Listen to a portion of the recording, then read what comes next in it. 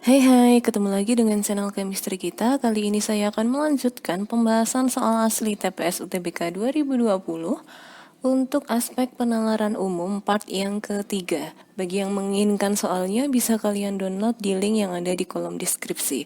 Langsung saja kita ke soal yang pertama.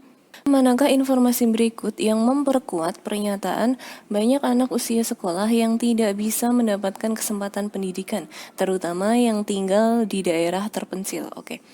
Kita harus mencari yang kalimatnya bisa memperkuat. Pilihan A, rata-rata jumlah anak yang tidak bisa bersekolah lebih banyak dibandingkan di pusat kota. Tidak ya? Kemudian pilihan B, peningkatan jumlah sekolah yang didirikan di daerah terpencil lebih tinggi dibandingkan dengan di kota. Ini juga bukan. Kemudian pilihan C, fasilitas yang disediakan sekolah di daerah terpencil cenderung lebih sedikit dibandingkan di kota. Nah, ini kan mendukung ya atau memperkuat. Jadi kan tadi kalimatnya banyak anak usia sekolah yang tidak bisa mendapatkan kesempatan pendidikan, terutama yang tinggal di daerah terpencil.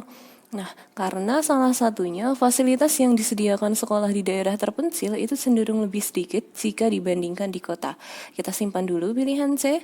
Pilihan D, sebagian besar sekolah di daerah terpencil membebaskan biaya sekolah untuk anak usia sekolah. Ini bukan. Tidak cocok dengan kalimatnya. Kemudian pilihan E, jumlah anak usia sekolah yang terdaftar di daerah terpencil lebih sedikit dibandingkan di pusat kota. Ini tidak ada hubungannya dengan jumlah anak usia sekolahnya ya, tapi hubungannya dengan fasilitas yang disediakan oleh sekolah. Sehingga nomor 2 jawabannya adalah pilihan yang C. Nomor 3, berdasarkan informasi tersebut, manakah pernyataan berikut yang benar? Kebiasaan membuang sampah sembarangan tidak boleh dianggap sepele karena kebiasaan ini dapat membuat saluran air terhambat. Ketika musim hujan, saluran yang tersumbat tidak dapat mengalirkan air. Air yang tidak tersalurkan dengan baik menyebabkan terjadinya banjir. Oke, jadi di sini ada beberapa premis. Premis yang pertama, kebiasaan membuang sampah membuat saluran air menjadi terhambat. Ini dari kalimat pertama.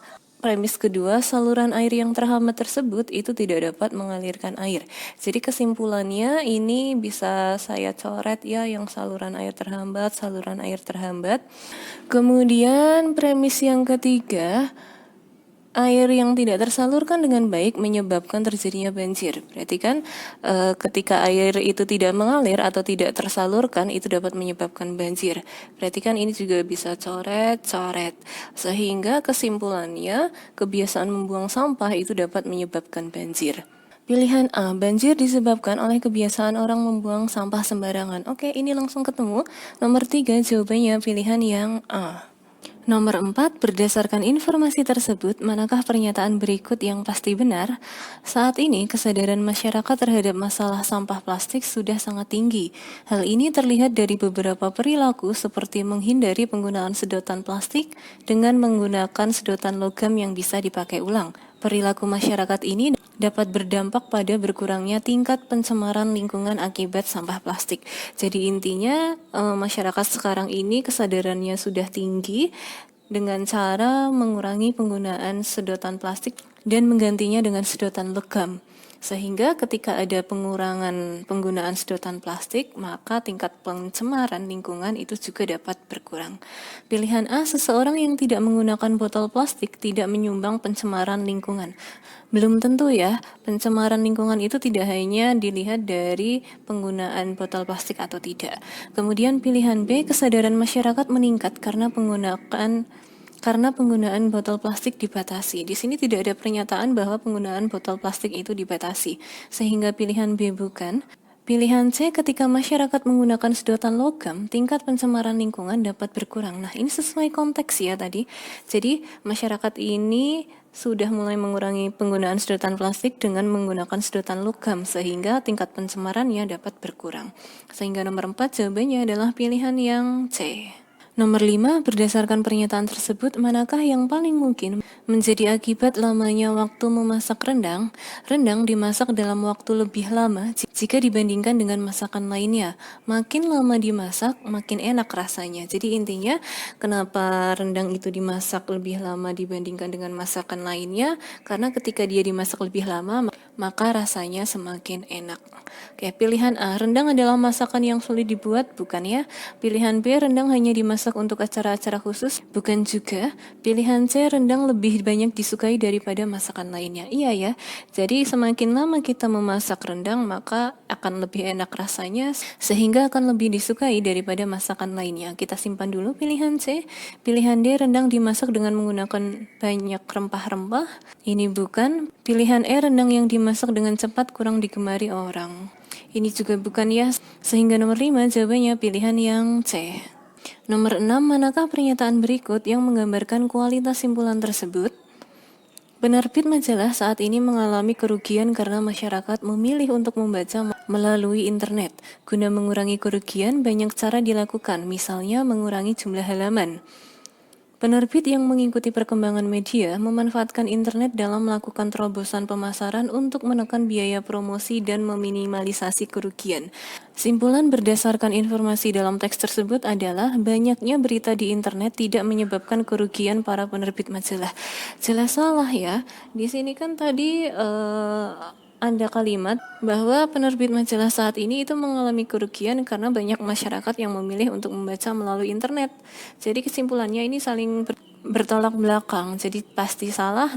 Nomor 6 jawabannya adalah pilihan yang C, simpulan pasti salah. Nomor 7, manakah pernyataan berikut yang dapat memperlemah pendapat aktivis lingkungan tersebut?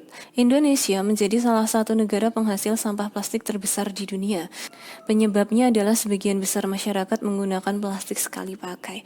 Oke, kita harus mencari yang memperlemah. Penggunaan air minum kemasan dianggap lebih praktis, bukan ya?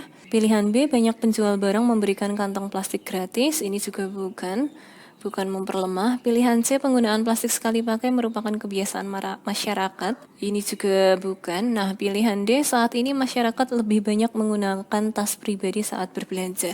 Nah, ini akan memperlemah karena apa? Karena pernyataan ini bertolak belakang dengan kalimat yang ada di teks nomor 7.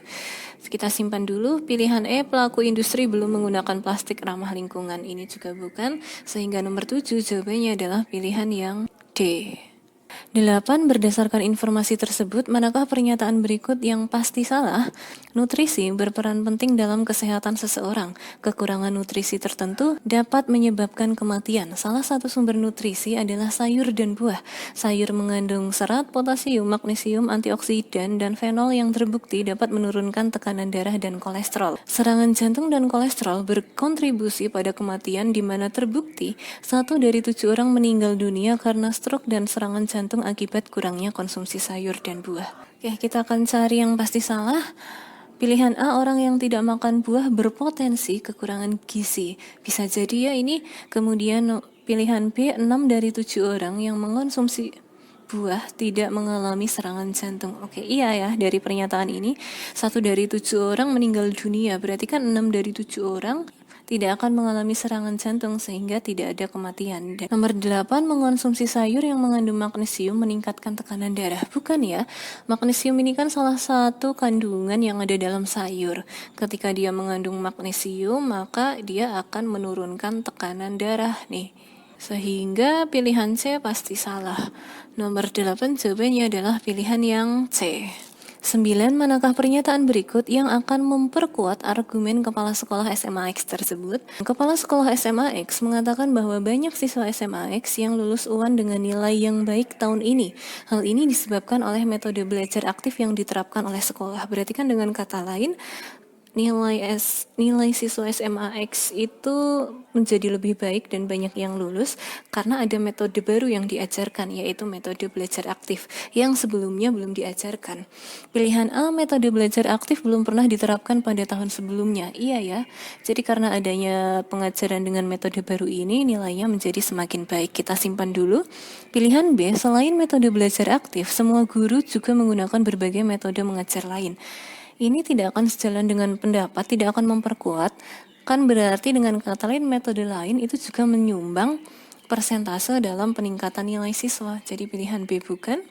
Pilihan C, jumlah siswa yang lulus dengan nilai yang baik juga makin meningkat. Ini kan tadi dikatakan bahwa memang banyak siswa yang lulus dengan nilai yang baik. Jadi ini tidak begitu memperkuat. Pilihan D, semua mata pelajaran telah tercapai capaian pembelajarannya. Kalau nilainya baik, ya berarti capaian pembelajarannya juga baik juga. Jadi bukan. Pilihan E, guru-guru sudah menerapkan metode belajar aktif sejak belasan tahun lalu. Artinya, kalau misal guru-guru itu sudah menerapkan metode ini selama belasan tahun yang lalu, berarti kan nilainya juga tidak akan meningkat. Dari dulu, dia juga sudah baik. Nah, kalau pernyataan kepala sekolah ini dia menyatakan di tahun ini dia meningkat, berarti kan karena adanya metode baru yang diajarkan, yaitu metode belajar aktif. Nomor 9 jawabannya adalah pilihan yang A. Nomor 10, lawan kata signifikan yang terdapat pada kalimat satu adalah yang mana? Oke, kita harus sesuaikan dengan konteks untuk lawan kata di sini. Kalimat nomor 1, peristiwa El Nino menyebabkan perubahan pola cuaca yang signifikan di seluruh dunia. Berarti kan signifikan di sini kan dia berpengaruh besar ya. Jadi sangat berarti atau sangat berpengaruh terhadap cuaca yang ada di seluruh dunia. Berarti kebalikan dari signifikan, kita analisis pilihannya. Pilihan A kompleks bukan ya? Pilihan B sepele. Nah ini, jadi kan kalau sangat berpengaruh, sangat berarti lawannya itu adalah sepele. Sepele dalam hari ini kan berarti dia tidak berpengaruh terhadap cuaca yang ada di seluruh dunia.